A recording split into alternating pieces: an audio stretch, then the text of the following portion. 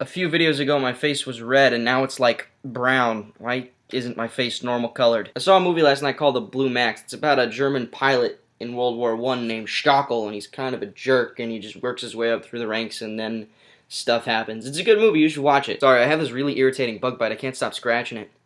It's bugging me.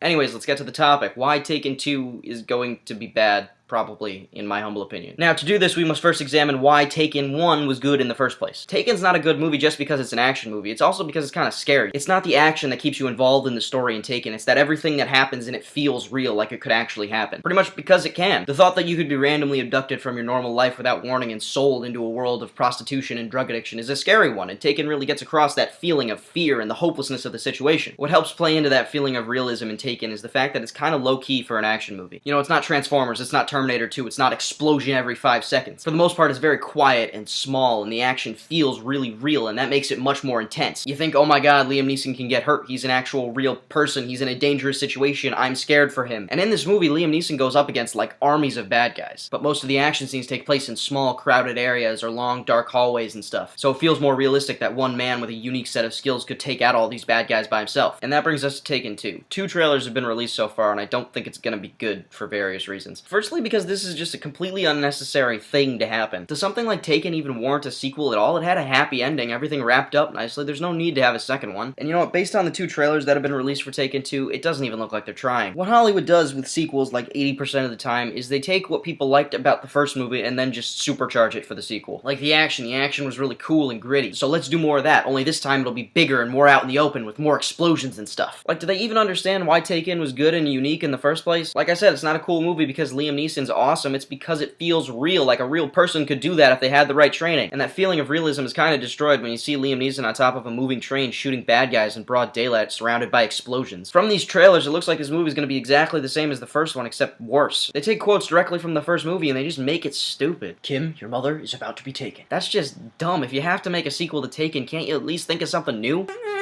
You know, they also have 2 trailers out for Paranormal Activity 4, and I think that's gonna be bad too. That whole mythology and universe was a lot scarier when we didn't know anything about it. And now that all the puzzle pieces are falling together, it's just not gonna be good and stuff.